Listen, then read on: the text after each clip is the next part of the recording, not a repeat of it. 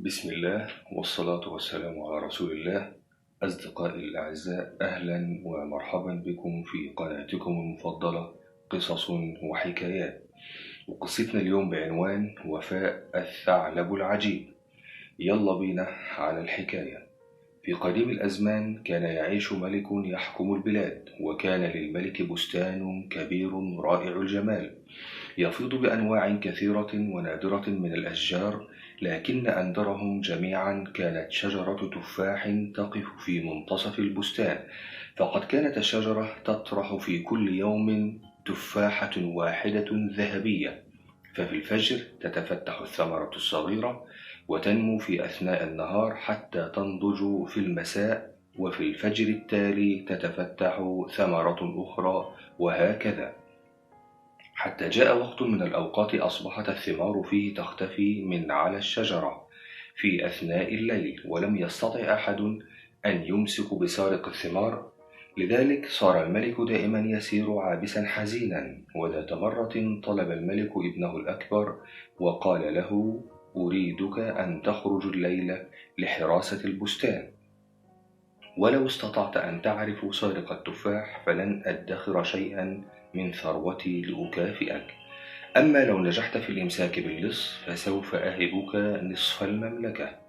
وضع الأمير سيفه في غمده، ثم حمل قوسه على كتفه وملأ جرابه ببعض السهام الحادة. وعند حلول الظلام خرج إلى الحديقة للحراسة. جلس الأمير تحت شجرة التفاح منتظرا، لكنه لم يبق متيقظا لفترة طويلة، فسرعان ما داهمه النعاس ولم يستطع أن يقاومه، فتدلت ذراعاه على العشب وأغلق عينيه وراح في نوم عميق حتى نهار اليوم التالي.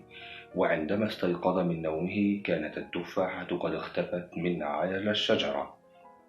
سأله الملك قائلا: هل رأيت اللص؟ أجاب الأمير: لم يأت أحد على الإطلاق، أما التفاحة فقد اختفت من تلقاء نفسها. أشاح الملك برأسه غير مصدق، ثم طلب الابن الأوسط وقال له: ولدي العزيز، لو استطعت معرفة اللص فسوف أكافئك بسخاء.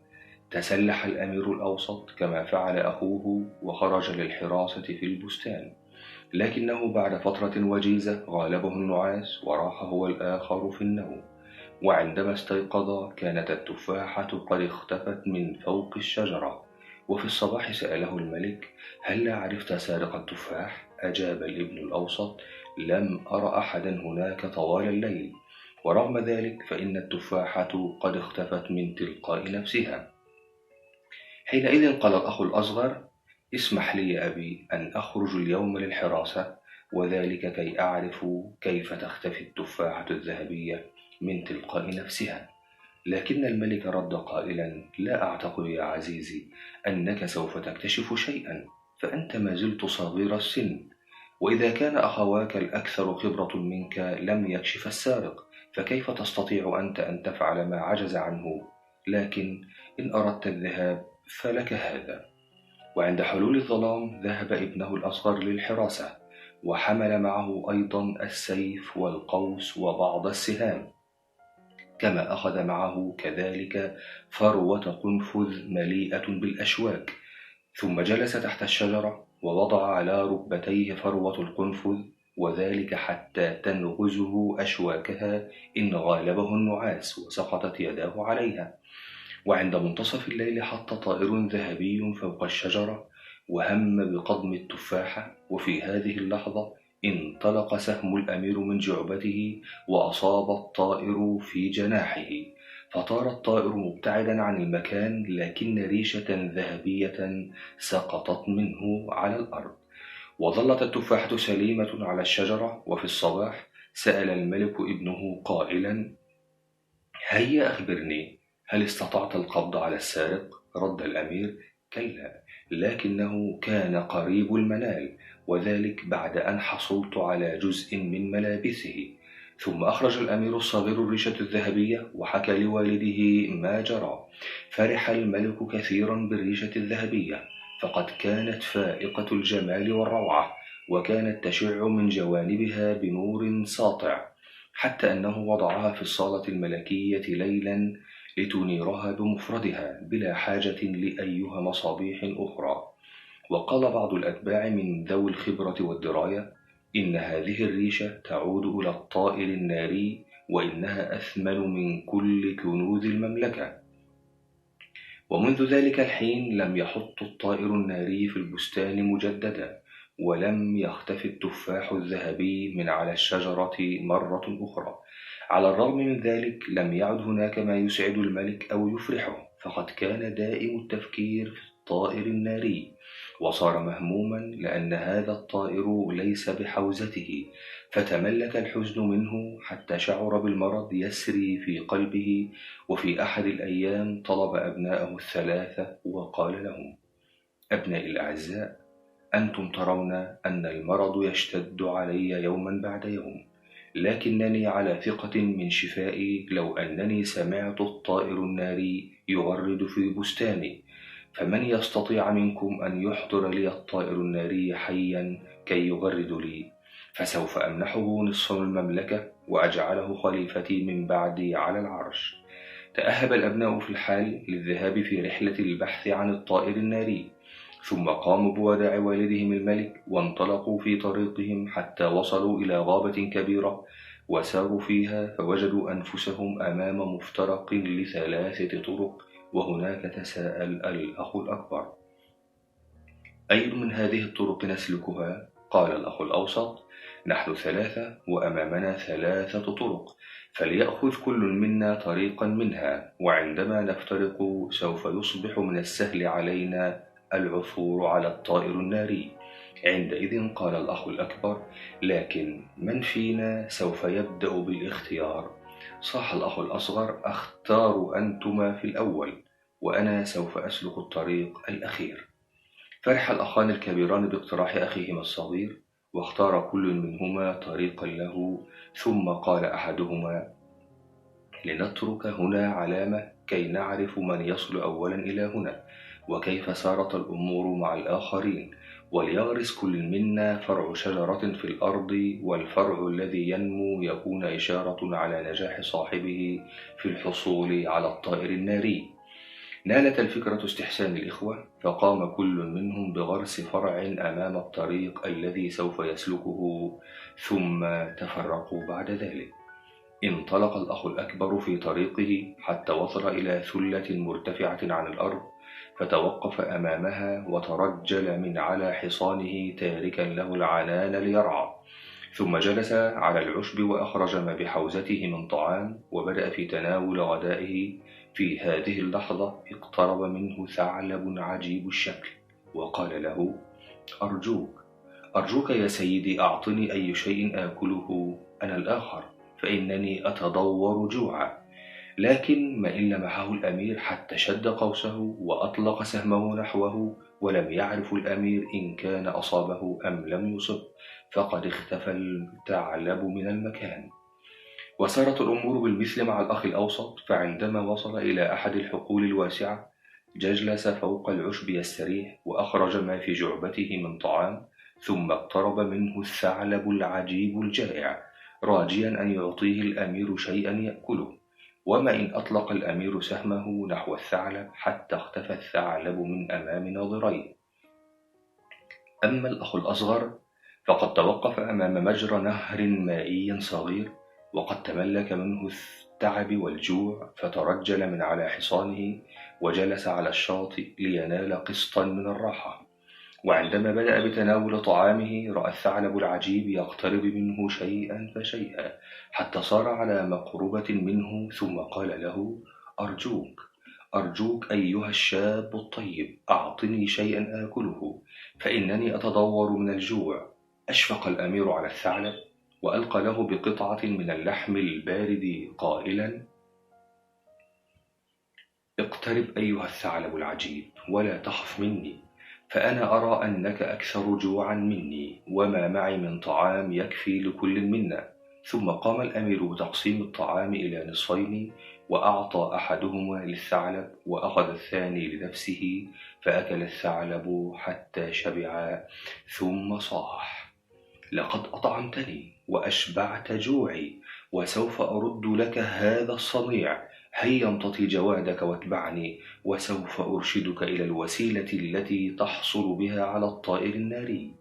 انطلق الأمير خلف الثعلب الذي مضى أمام الأمير يمهد له الطريق بذيله، فكان يزيح الجبال العالية ويرفع الوديان المنخفضة ويقيم الجسور فوق الأنهار. وظل الاثنان في سيرهم حتى وصل أمام قصر من البرونز. وهنا قال الثعلب العجيب: إن الطائر الناري موجود في هذا القصر، فادخل إلى هناك عندما ينتصف النهار، ففي هذا الوقت يكون الحرس نائمين، وعليك ألا تتوقف في أي من أروقة القصر، وسوف تجد في الحجرة الأولى 12 طائرا أسودا في أقفاص ذهبية، وفي الحجرة الثانية سوف ترى 12 طائرا ذهبيا في أقفاص خشبية. أما في الحجرة الثالثة فقد تعثر على الطائر الناري بجوار قفصين، أحدهما ذهبي والآخر خشبي، فعليك أن تضع الطائر في القفص الخشبي، وإن فعلت غير ذلك فسوف يحدث ما لا تحمد عقباه. دخل الأمير إلى القصر البرونزي ووجد كل شيء كما وصفه له الثعلب العجيب، وسار حتى وصل إلى الحجرة الثالثة، فوجد بها الطائر الناري نائما، وخفق قلب الأمير من فرط جمال الطائر وروعته، ثم أمسك به وقام بوضعه داخل القفص الخشبي. بعد ذلك فكر الأمير قليلا قائلا في نفسه: أيعقل أن يوضع طائر بهذا الجمال في قفص قبيح خشبي؟ إن الطائر الناري يستحق قفصا ذهبيا.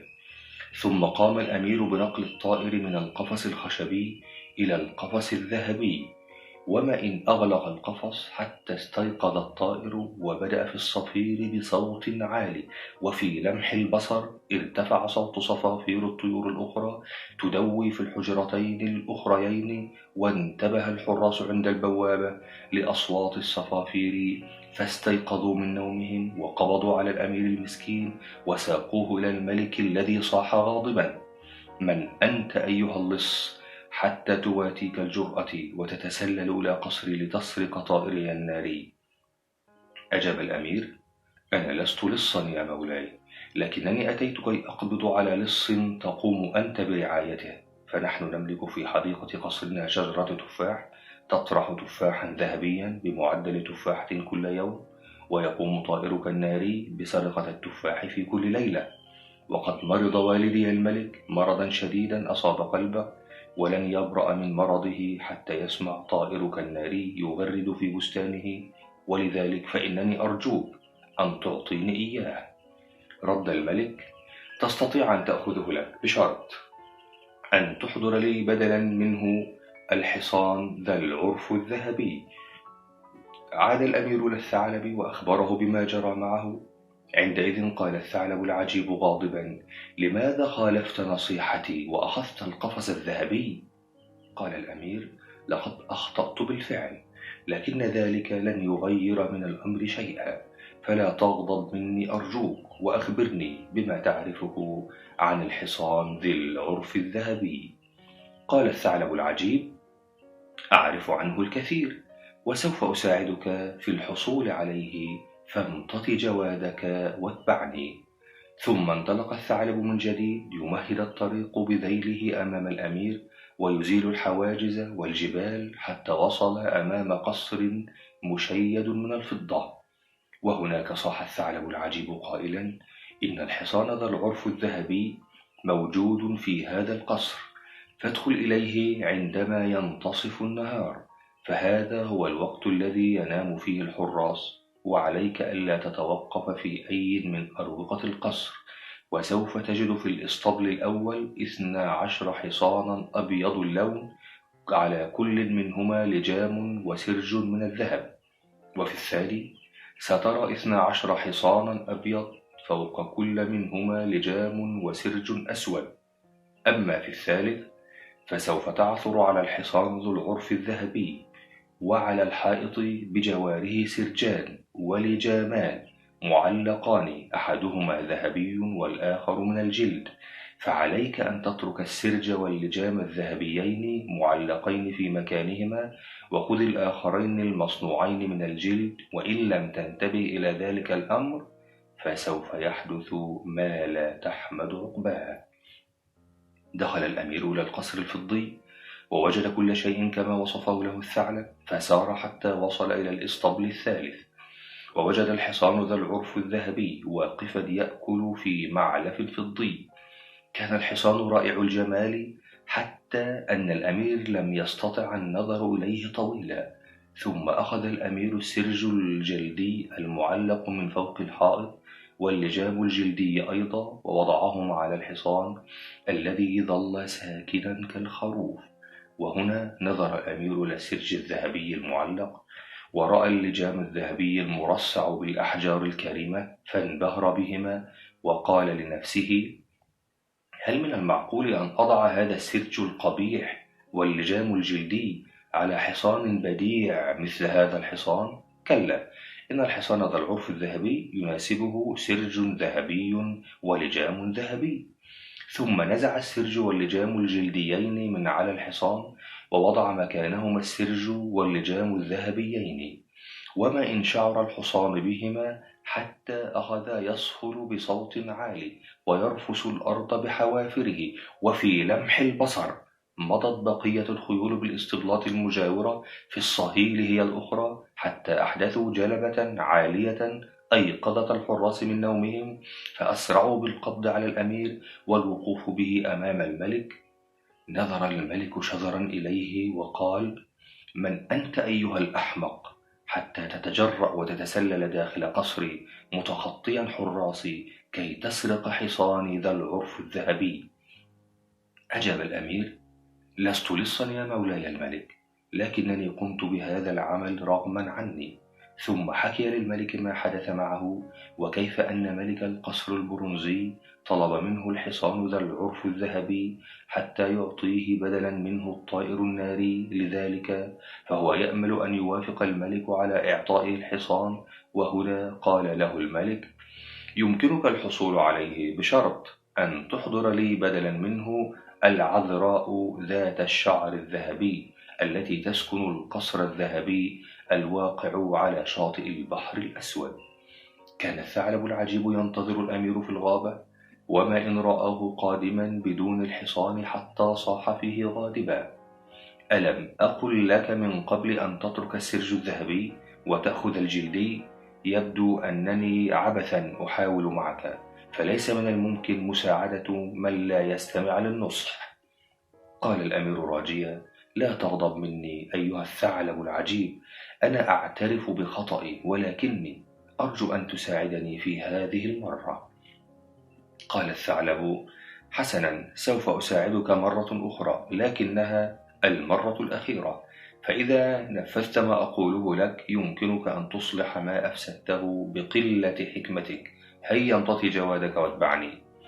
ثم انطلق الثعلب العجيب مجددا، وصار يمهد بذيله الطريق أمام الأمير ويزيل الحواجز والجبال، حتى وصل إلى القصر الذهبي الواقع على شاطئ البحر الأسود. عندئذ قال الثعلب: إن سيدة القصر هي ملكة البحار، ولها من البنات 3، أصغرهن هي ذات الشعر الذهبي، فادخل القصر واطلب من الملكة أن تعطيك إحداهن زوجة لك، وعندما تطلب منك أن تختار بنفسك منهن عليك اختيار أبسطهن مظهرا. رحبت الملكة البحار بالأمير ترحيبا حارا، وبعد أن تقدم لها بطلبه قامت باصطحابه إلى إحدى الغرف، حيث جلست بناتها ال3 معا، وقد كن جميعا قريبات الشبه الواحدة إلى الأخرى بدرجة كبيرة، حتى أن أحدا في العالم لم يستطع أن يميز بينهن، وكن جميعا على قدر كبير من الحسن والجمال. وبعد أن رآهم الأمير وقف مشدوها بجمالهن، وظل حابسا أنفاسه من شدة الإعجاب بهن، كما كانت كل منهن تضع غطاء على رأسها حتى لا يعرف الناظر إليها لون شعرها، وترتدي كل منهن لملابس مغايرة للأخرى، فقد ارتدت إحداهن شالا وعباءة، مطرزين بالذهب، وارتدت الثانية شالا وعباءة مطرزين بالفضة، أما الثالثة فلبست ملابس بيضاء بسيطة. قالت الملكة: اختر لنفسك ما تريد منهن. فأشار الأمير إلى ذات الرداء الأبيض قائلا: أعطني هذه الفتاة. صاحت الملكة: إن هذا الاختيار لم ينبع منك، وعليك الانتظار إلى الغد.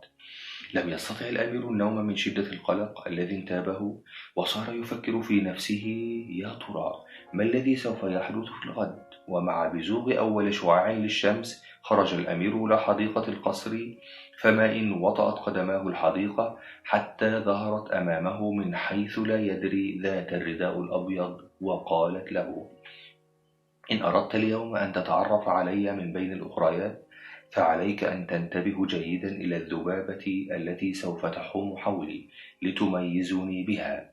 ثم اختفت ذات الرداء الأبيض كما ظهر. وبعد الظهيرة اصطحبت الملكة الأمير إلى الغرفة نفسها التي بها الفتيات، وقالت: لو استطعت أن تتعرف على الفتاة التي اخترتها بالأمس فسوف تكون من نصيبك، وإن لم تنجح في التعرف عليها فلن تخسر سوى رأسك. وقفت الفتيات الواحدة بجوار الأخرى، وكان يصعب التمييز بينهن كما لو كن توأم، وكانوا جميعا بالغات الجمال، وقد ارتدين الملابس الثمينة، وانسابت شعورهن الذهبية البراقة فوق أكتافهن، حتى أن عيني الأمير غامت وزاغت من فرط الهالة المشرقة المحيطة بهن. وبعد مرور لحظات ألف الأمير النظر إليهم، فلاحظ أن هناك ذبابة صغيرة ذهبية تحوم حول إحداهن، وعلى الفور هتف قائلا: هذه هي الفتاة التي اخترتها بالأمس. أصابت الملكة الدهشة من نجاح الأمير في التعرف على الفتاة، ثم قالت: على أي حال لن يمكنك الحصول عليها بهذه البساطة والسهولة، فعليك أولا أن تنفذ في الغد ما أطلبه منك. في الصباح الباكر وقفت الملكة خلف نافذتها، وأشارت للأمير نحو بحيرة كبيرة تقع عند أطراف الغابة، ثم أعطته شبكة ذهبية صغيرة، وقالت له: إن استطعت أن تفرغ ماء البحيرة بواسطة هذه الشبكة قبل حلول المساء فسوف أعطيك ذات الشعر الذهبي، وإن لم تستطع فلن تخسر سوى رأسك. حمل الأمير الشبكة وصار حزينا إلى البحيرة، وعندما وصل إليها ألقى بالشبكة في الماء، ثم سحبها على الشاطئ، فسار الماء يتسرب منها إلى البحيرة. أدرك الأمير أنه لن يستطيع إنجاز ما طلبته الملكة، فجلس محبطا مهموما على حافة النهر، ووضع الشبكة بجواره ومضى يفكر في محنته. وبعد برهة من الوقت ظهرت أمامه مجددا العذراء ذات الشعر الذهبي، وقالت له متسائلة: لم تجلس حزينا على هذا النحو؟ رد الأمير: وكيف لي أن أفرح، وقد بات الحصول عليك من المحال، فقد طلبت مني أمك أمرا صعب المنال. عندئذ قالت العذراء: لا يوجد في العالم شيء يتعذر على المرء القيام به، فلا تقلق أيها الأمير. ثم أمسكت الفتاة بالشبكة وألقت بها في منتصف البحيرة، فأخذ ماء البحيرة في الفوران والغليان، وبدأ يتبخر في الهواء مكونا سحبا كثيفة. وما لبثت هذه السحب أن انطلقت مرتفعة من فوق سطح البحيرة، وكست أرجاء الأرض، فانغدمت الرؤية لأبعد من خطوتين، ولم يعد يرى شيئا. وهنا سمع الأمير وقع خطوات خلفه، وتلفت فرأى الثعلب العجيب ومعه الحصان، وهتف الثعلب يقول: خذ الأميرة أمامك على الحصان وانطلق بلا تأخير. انطلق الحصان كالسهم في طريق العودة عبر الطرق والدروب، والثعلب من ورائه يعيد بذيله الأراضي إلى حالها، فكان يهدم الجسور ويحفر المنخفضات ويقيم المرتفعات، حتى عاد كل شيء إلى سابق عهده. كان الأمير سعيدا لأبعد الحدود، لأنه استطاع الفوز بالعذراء ذات الشعر الذهبي، لكن الحزن سرعان ما تملك منه عندما تذكر أنه سوف يتركها لملك القصر الفضي نظير الحصان ذي العرف الذهبي، وأخذ يبطئ في سيره كلما اقترب من الوصول إلى القصر الفضي، وسار حزنه يزداد أكثر فأكثر. حينئذ قال له الثعلب العجيب: أراك مهموما حزينا لأنك سوف تبادل فتاتك الجميلة ذات الشعر الذهبي بالحصان ذي العرف الذهبي. لقد ساعدتك في أمور كثيرة حتى الآن، ولن أتركك بلا عون في هذا الأمر أيضا.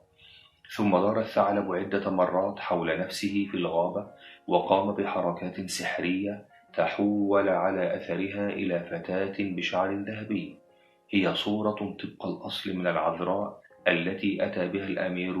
ثم صاح الثعلب: دع فتاتك تنتظر هنا في الغابة، وخذني بدلا منها إلى ملك القصر الفضي كي تقايضني بالحصان، وبعد أن تحصل عليه يمكنك الذهاب في طريقك مع فتاتك. فرح الملك كثيرا بالعذراء ذات الشعر الذهبي، وفي الحال أعطى الأمير الحصان ذا العرف الذهبي ومعه السرج واللجام الذهبي أيضا، ثم أمر بإقامة حفل كبير بمناسبة زفافه إلى العذراء ذات الشعر الذهبي، ودعا إليه الأمراء وعلية القوم في المملكة. وفي الحفل البهيج مضى الضيوف في الأكل والشرب والرقص، وبعد أن انتهوا من تناول الطعام سأل الملك أحد الضيوف عن رأيه في عروسه ذات الشعر الذهبي، فرد الضيف قائلا: لا يمكن أن تكون هناك من هي أكثر جمالا منها، لكن عينيها تبدوان لي كعيني ثعلب. لم يكد الضيف يكمل جملته حتى تحولت الفتاة العذراء في الحال إلى الثعلب العجيب، وبقفزة واحدة أصبح خارج بوابة القصر، وانطلق الثعلب يركض خلف الأمير والفتاة ذات الشعر الذهبي، وسار يردم من خلفهما الطرق ويهدم الجسور ويصنع المنخفضات ويقيم الجبال التي سواها من قبل، حتى عاد كل شيء إلى حاله كما كان في السابق. وعندما لحق الثعلب بهما كان على مقربة من القصر البرونزي حيث الطائر الناري. وهنا قال الثعلب: كم تبدو جميلة هذه الفتاة ذات الشعر الذهبي، وهي راكبة على الحصان ذي العرف الذهبي. ألا تشعر بالأسف أيها الأمير لأنك ستبادل الحصان بالطائر الناري؟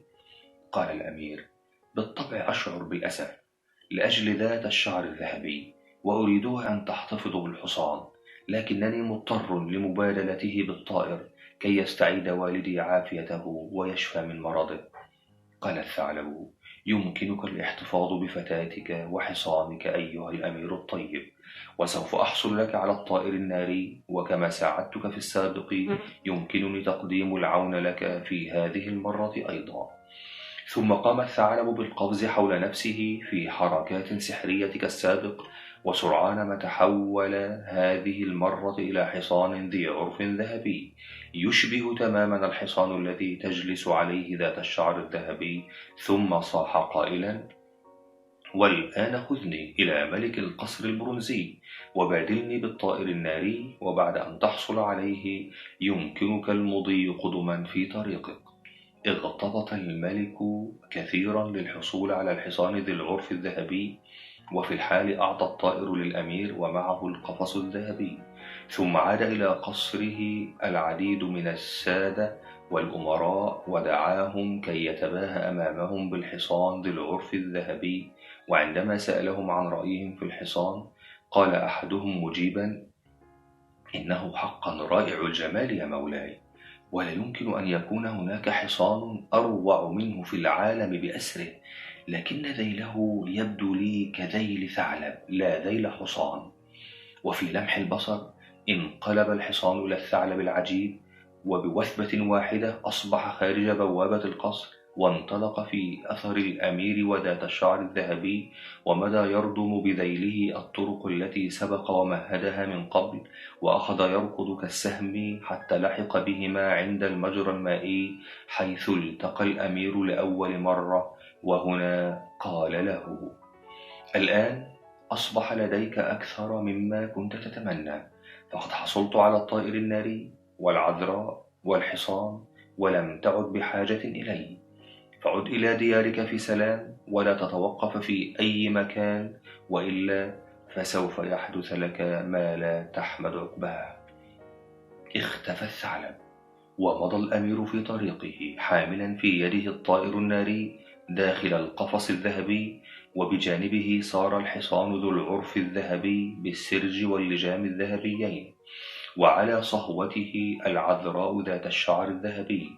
وظل الأمير في سيره حتى وصل إلى مفترق الطرق الذي افترق عنده مع شقيقيه، وهنا تذكر فروع الشجر التي غرسوها في الأرض كعلامة لكل منهم أمام طريقه، فوجد الفرعين الذين غرسهما أخواه قد أصابهما الجفاف.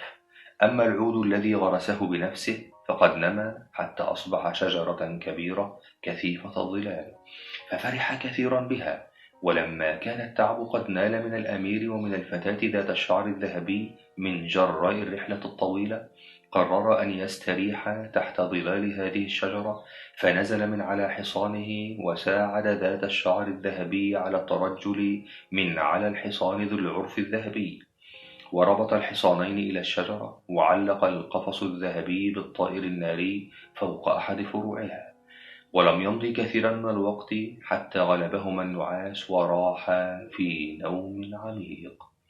وفي أثناء نومهما عاد كل من الشقيقين الكبيرين، وكان الاثنان فارغي الأيدي، تبدو ملامح الخيبة على وجههما، وتقابلا في المكان نفسه، حيث شاهدا فرعيهما وقد أصابهما الجفاف، ورأوا فرع الأخ الأصغر وقد أصبح شجرة جميلة، ونظرا فشاهدا شقيقهما ينام تحت الشجرة، وبجواره فتاة رائعة الجمال بشعر ذهبي وحصان بعرف ذهبي، كما لمحوا على الشجرة الطائر الناري داخل القفص الذهبي، فتملك الحسد من قلوبهم، ودارت في رؤوسهم الأفكار الشريرة، وقال أحدهم للآخر: الآن سوف يحصل شقيقنا الأصغر على نصف المملكة، وبعد موت والدنا سوف يصير وريثه على العرش، فمن الأفضل لنا أن نقتله ونحتفظ لأنفسنا بما حصل عليه،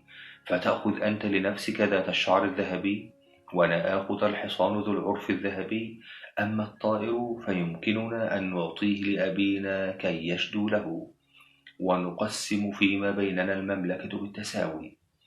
ثم قام الشقيقان الشريران بتنفيذ ما فكر به، فقتل شقيقهما ومزقا جسمه إلى قطع عديدة، ثم هددا ذات الشعر الذهبي بالموت إذا أخبرت أحدا بالحقيقة. وبعد أن وصل إلى الديار قام بوضع الحصان ذي العرف الذهبي في اسطبل فاخر من المرمر، ووضع الطائر بقفصه الذهبي داخل حجرة خاصة أقاماها له، وخصص أجمل غرف القصر لذات الشعر الذهبي، وجلب العديد من الجواري لخدمتها. نظر الملك العجوز المريض إلى الطائر، ثم سأل ولديه إن كان يعرفان شيء عن أخيهما الأصغر، فأجاباه: لم نسمع عنه شيئا، ولعله مات في أثناء طريقه في مكان ما. ظل الملك على حزنه السابق، ذلك لأن الطائر الناري لم يغرد مرة واحدة، وأطرق الحصان ذو العرف الذهبي برأسه ولم يدع أحدا يمتطيه، ولم تنطق العذراء ذات الشعر الذهبي بكلمة واحدة، ولم تمشط ظهرها الذهبي، وظلت تزرف الدموع في بكاء حار. في هذا الوقت رقدت أشلاء الأمير متناثرة في الغابة، فأتى إليها الثعلب العجيب مرة ثانية، وقام بتجميع أجزاء الجسد معا، ثم وضع كل جزء في مكانه كأنه يريد أن يبعثه إلى الحياة من جديد، لكنه لم ينجح في ذلك.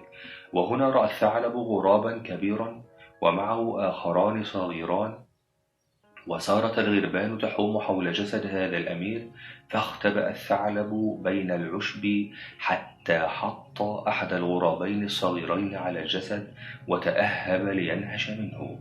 عندئذ قفز الثعلب مسرعا من مخبئه وأمسك بالغراب من جناحه وكأنه يريد تمزيقه، فحط الغراب الكبير خائفا بالقرب من الثعلب وقال له: اترك ابني المسكين، فهو لم يؤذيك.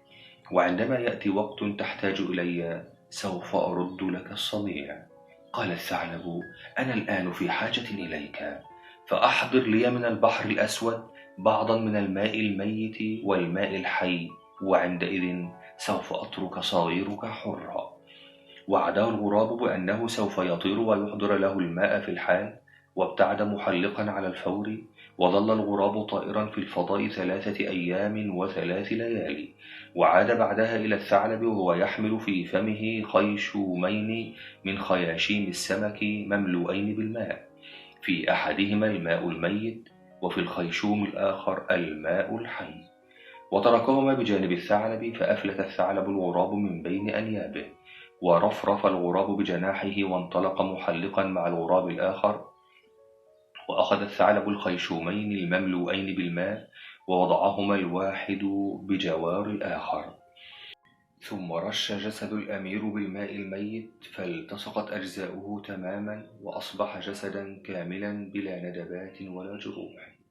وبعد ذلك نثر على الجسم الماء الحي، فنهض الأمير واقفا كما لو أنه أفاق من حلم طويل، وصاح قائلا: يبدو أنني قد نمت نوما عميقا. فقال له الثعلب: نعم، لقد كان حقا نوما عميقا، ولولا وجودي لما أفقت منه أبدا. ألم أحذرك من قبل ألا تتوقف في أي مكان، وأن تذهب مباشرة إلى دارك؟ ثم حكى الثعلب للأمير ما جرى، ورافقه عبر الغابة حتى أصبح على مشارف القصر، ثم أعطاه الثعلب ملابس رثة فقيرة ليرتديهما، واختفى بعد أن ودع الأمير. ذهب الأمير إلى القصر، فلم يتعرف عليه أحد في هيئته الرثة، والتحق بالخدمة في الإسطبل. وذات مرة سمع سائسين يتحدثان معه، وقال أحدهما للآخر: وأسفاه على هذا الحصان الجميل ذي الشعر الذهبي، يبدو أننا سوف نفقده في القريب العاجل، فهو منذ زمن طويل يرفض الطعام ويقف في مكانه منكس الرأس في صمت. عندئذ قال الأمير: أحضروه لي بعضا من خلطة العدس، وأنا أراهنكم أنه سوف يأكلها فورا. ضحك السائسان وقال: خلطة العدس؟ خلطة العدس هذه ترفض خيولنا الأخرى العادية أن تأكل منها، فما بالك بهذا الحصان؟ لكن الأمير ذهب وأحضر بنفسه خلطة العدس، وذهب بها إلى الحصان، ثم وضعها في معلفه المرمري، وأخذ يوسدها بيده على عرفه الذهبي في رقة، وقال له: لماذا أنت حزين هكذا يا حصاني الرائع ذو العرف الذهبي؟ وهنا تعرف الحصان عليه بعد سماعه صوت الأمير، فانتفض جدلا، وصار يصهل بصوت عال في سعادة، ثم التهم بنهم خلطة العدس الموضوعة أمامه. انتشر الخبر سريعا في أنحاء القصر، حتى علم الملك بأن أحد الخدم قد نجح في علاج الحصان ذي العرف الذهبي، فدعاه الملك إليه في الحال وقال له: لقد سمعت بأنك ساعدت الحصان ذا العرف الذهبي، فيا ليتك تستطيع مساعدة الطائر الناري على التغريد، فإنه يجلس حزينا لا يأكل شيئا من الطعام، وقد تدل جناحاه، ولو مات هذا الطائر فسوف أموت أنا الآخر من بعده. رد الأمير قائلا: كن مطمئنا يا جلالة الملك، فالطائر لن يموت، فأمر الخدم أن يحضروا لي بعضا من حبوب الشعير ويضعوها في قفصه، وأنا على يقين بأنه سوف يقبل على أكلها بالرضا والسعادة، وبعد ذلك سوف يشرع في الشدو والغناء. خرج الخدم لإحضار الحبوب، وقالوا متهكمين: كيف يريد هذا الأحمق أن يطعم الطائر الناري من حبوب الشعير التي يرفض الأوز والبط أن يأكل منها؟ لكنه أحضروا الحبوب إلى الأمير، فقام بوضعها للطائر في القفص الذهبي، ثم أخذ يوسد بيده فوق ريشه الذهبي قائلا له: ما لي أراك حزينا يا طائري العزيز؟ تعرف الطائر على الأمير بمجرد أن سمع صوته، فنفض ريشه الذهبي كما لو كان يهدم في هيئته، ثم أخذ يقفز وهو يلتهم بشراهة ما أمامه من حبوب الشعير. وبعد مرور وقت قصير أخذ يغرد ويشدو بصوته آية في العذوبة، فما إن سمعه الملك حتى شعر في التو أن قلبه قد شفي من مرضه، وسرت في بدنه القوة والعافية، فنهض من فراشه فرحا، واحتضن الخادم المجهول بسعادة غامرة. ثم قال الملك: والآن ماذا سوف نفعل مع تلك العذراء ذات الشعر الذهبي التي أتى بها أبنائي؟ فهي تجلس صامتة لا تتكلم ولا تأكل ولا تمشط حتى شعرها الذهبي، ولا تكف عن البكاء الحار. قال الخادم: اسمح لي جلالتك بأن أحدثها ببعض الكلمات، فربما أستطيع أن أخرجها عن صمتها. وفي الحال اصطحبه الملك إلى الفتاة ذات الشعر الذهبي، فأمسك الأمير بيده في راحة يده وقال لها: لماذا أنت حزينة على هذا النحو يا عروسي الحبيبة؟ على الفور تعرفت الفتاة على الأمير وصاحت في فرح تعانقه بحرارة، فاعترت الدهشة الملك لما جرى أمامه، وسأل بذهول قائلا: لماذا تناديها بعروسك؟ ولماذا تعانقك بهذه الحرارة؟ حينئذ قال له الأمير: ماذا بك يا والدي العزيز؟ ألا يمكنك التعرف على ابنك الصغير؟